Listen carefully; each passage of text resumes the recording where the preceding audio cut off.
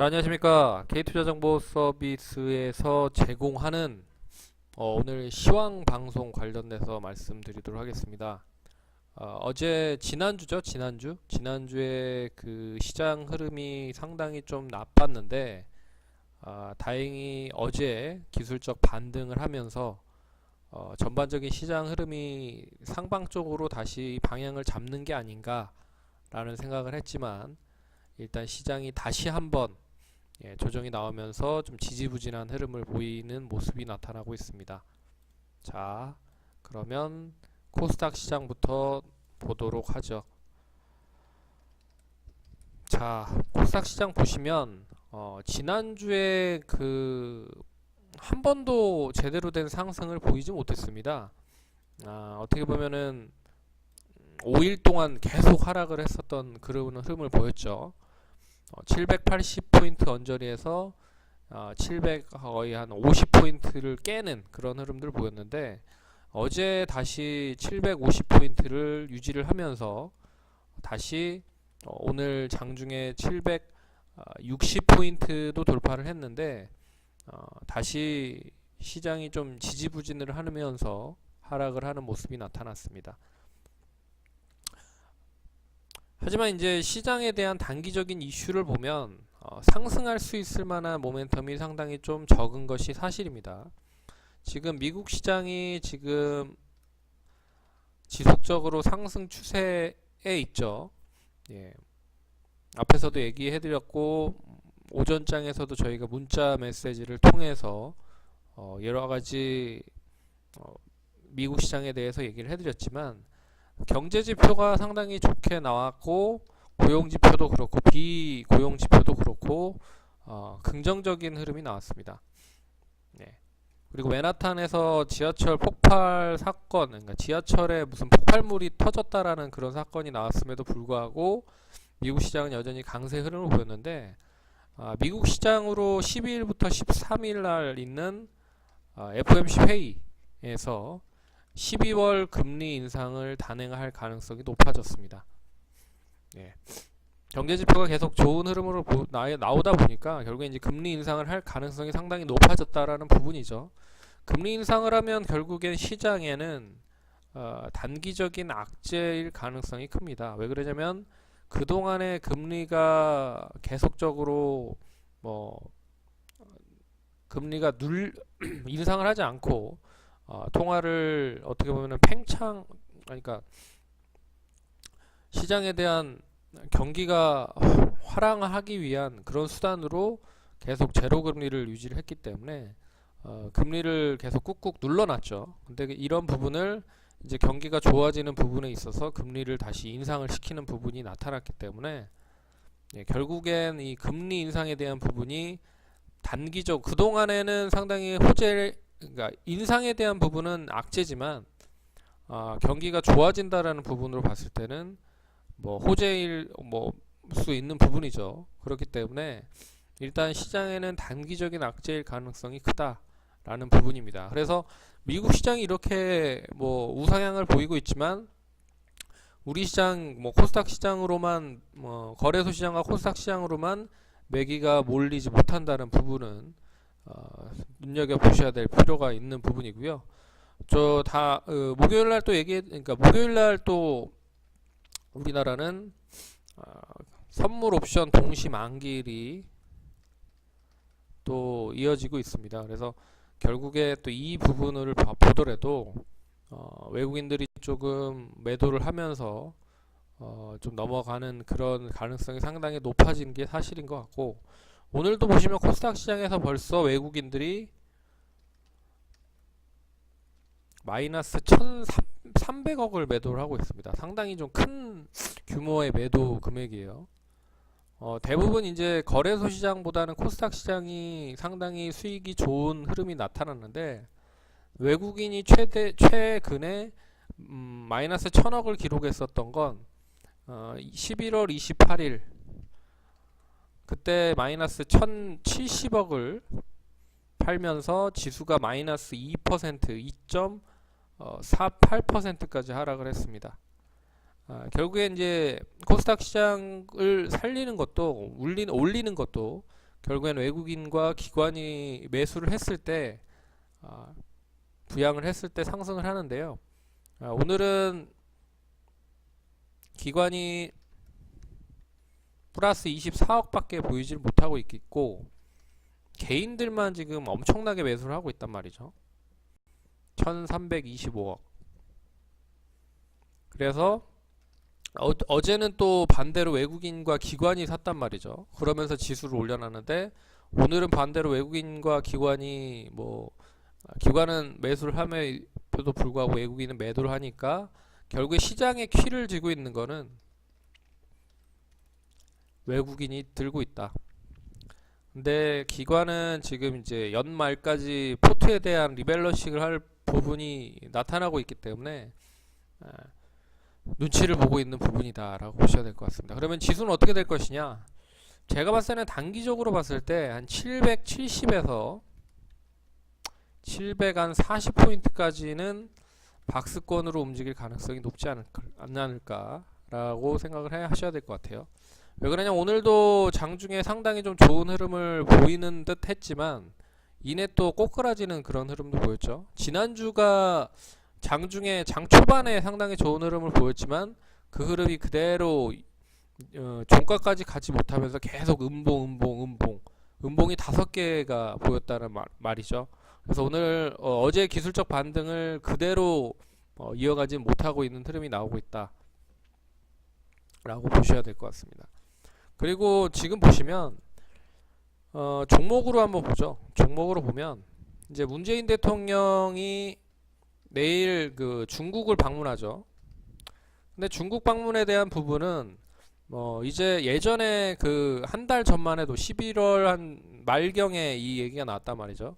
이 말경에는 이 중국 방문이 상당히 호재성 뉴스로 보이면서 관련주들이 상승을 했습니다. 근데 이번에는 내일 이제 방문하니 13일부터 16일이니까 이 재료가 이제 소멸이 되면서 관련주들이 하락을 하고 있다는 부분입니다. 그래서 화장품주들, 의류주들, 그리고 면세 관련주들 보시면 오늘 다 하락이고요. 되레 지난주에 개별적인 시세를 보였었던 인맥 테마주들이 다시 움직이고 있죠. 문재인 대통령 테마주라고 할 수 있는 이제 바른손, DSR 제강, 그리고 우리들 휴브레인, 우리들 제약, 이런 종목들이 올라가고 있기 때문에 시장이 수급 자체가 상당히 안 좋고 몰리는 쪽으로만 몰리고 있다 라고 보셔야 될 것 같습니다.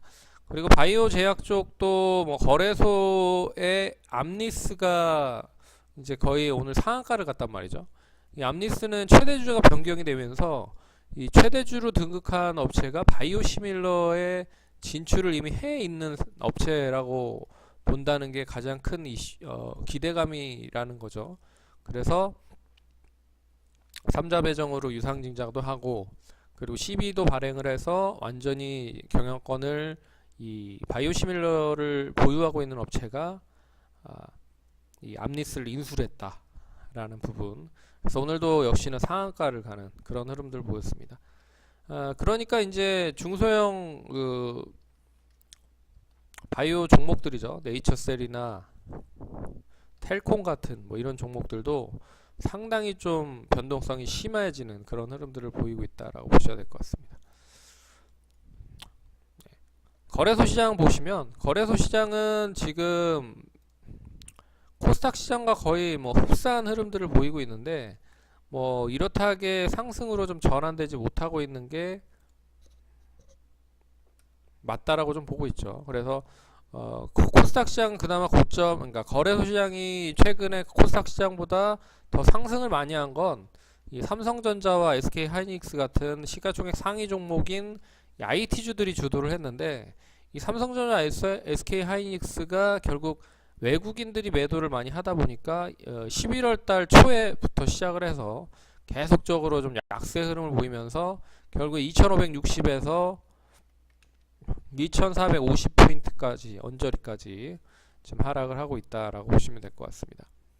근데 거래소 시장이 코스닥 시장보다는 더 종목별 흐름이 별로 안 좋았기 때문에 이 종목들이 상승을 한다라고 해도 다른 주변 업종들이 지지부진한 흐름이기 때문에 결국에는 종목에 대한 상당히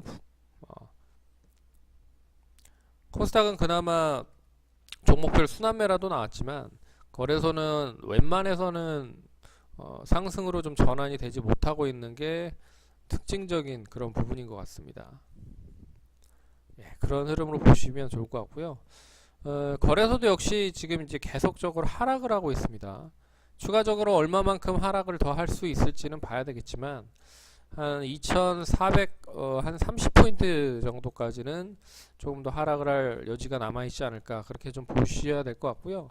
결국에는 거래소도 미국에 대한 부분 그리고 선물 옵션 동시 만기가 이번 주 목요일입니다. 이 목요일에 또 장난을 친다라고 봤을 때는 상승을 하기에 상당히 좀 힘이 든다 라는 부분으로 보셔야 될 것 같고요. 오늘 또 대부분의 화장품주들이 또 이 거래소에 또 등장해 있는 부분이기 때문에 뭐 한국콜마, 코스맥스 그리고 면세점 관련된 호텔신라나 파라다이스 뭐 이런 종목들이 상당히 좀 약세 흐름이고, 그리고 가장 큰 시장의 저번 주에 급락 종목들이었던 삼성중공업과 금호타이어가 결국에는 이 자동차 업종과 조선 업종에 포함이 되고 있기 때문에 여간해서 지금 못 올라가고 있습니다. 그리고 이 관련된 종목들 뿐만 아니라 여기에 이제 자동차 업종과 조선 업종과에 연결되어 있는 종목들도 철강이나 건설 업종들도 동반적으로 하락을 하고 있기 때문에 거래소 시장도 뭐 코스닥 시장은 차라리 종목별 순환매가 나오고 있지만 거래소 시장은 순환매조차도 나오지 않고 있다라는 부분으로 보고 있기 때문에 역시 좀 힘든 그런 흐름이 나타나고 있다. 그리고 거래소도 역시나 외국인들이 오늘 2,300억을 매도를 하고 있고요. 그리고 기관이 약 한 298억 정도 매수를 하고 있는데 상당히 좀 부담이 되죠. 선물도 지금 뭐 외국인이 마이너스 1,100억, 약 1,100억, 기관이 지금 1,400억 정도 매수를 하고 있습니다. 그러니까 기관은 어떻게 해서든 지금 좀 부양을 해서 주가를 방어를 하려고 하고 있는데 외국인들에 대한 매도가 좀 차게 나오고 있습니다. 거래소도 프로그램 쪽도 매도를 하고 있기 때문에 결국에는 지금 이번 주 목요일을 준비를 좀 슬슬 하는 부분인 것 같아요. 선물옵션 동시 만기일에 대한 준비를 좀 하고 있다 라고 보셔야 될 것 같습니다. 그래서 오늘 시장 자체가 좀 지지부진하고 힘든 흐름입니다. 그래서 결과적으로 이제 종목별 흐름이 계속 이어지고 있다 라고 보셔야 될 것 같고, 이 종목별로 지금 길게 가져가는 것보다는 짧게 가져가야 된다.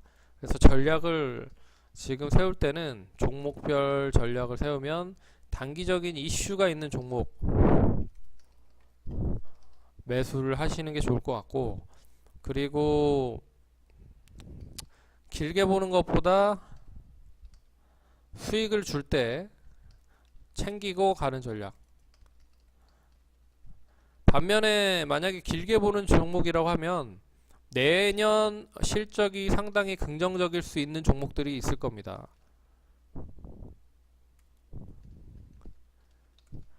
그런 종목을 분할적으로 접근을 해서 단가를 낮춰놓고 비중을 실어놓는 그런 전략이 중요할 것 같아요. 그래서 이런 종목들은 단기보다는 중장기적인 흐름으로 좀 보셔야 될 필요가 있을 것 같습니다. 뭐 지금 뭐 보시면 내년 이제 2월에 우리나라 평창 동계올림픽이 있기 때문에 5G 관련된 부분에 있어서 관련 종목들이 상당히 좀 좋았었던 것도 보셔야 될 것 같고요. 거기에 이제 못 올라간 종목들도 있습니다. 그래서 그런 종목들도 슬슬 좀 관심을 가지실 필요가 있지 않을까라고 보고 있고, 이미 이제 못 간 종목들, 그런 종목들을 보셔야 될 것 같고, 뭐 스마트 팩토리는 이제 그 로봇 관련된 종목이죠. DST 로봇이나 RS 오토메이션 같은 이 스마트 팩토리 관련된 부분도 있고, 예, 그리고 4차 산업에 대해 한 필요성이 있는 그 보안 쪽이나, 그리고 개별적인 흐름을 보이고 있긴 하지만 비트코인 가격이 계속적으로 상승을 하고 있습니다.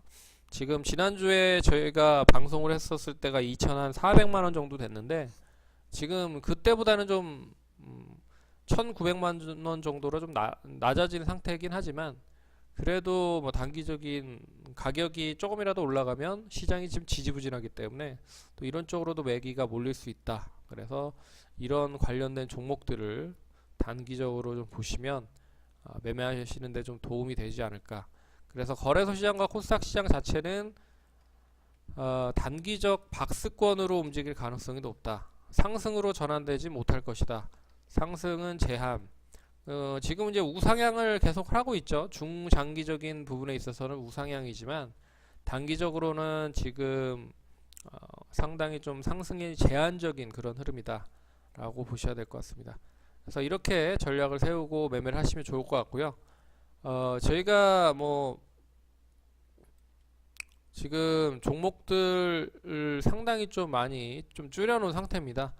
보유하고 있는 종목 또한 3종목으로 줄여놨고요. 추가적으로 매매를 한다라고 해도 단기적으로 좀 잘라서 수익을 챙겨놓을 건 챙겨놓고 그렇게 대응을 하도록 하겠습니다. 예, 많은 또 관심과 시청하기 또 구독하기 눌러주시고요. 예, 그러면 이것으로 또 시황방송 마치도록 하겠습니다. 저희 그리고 탐방 갔다 온 건 자료들도 게시판을 통해서 다 올려드리고 있거든요. 그래서 그 갔다 온 내용들도 잘 참고해서 숙지하시면 좋으실 것 같습니다.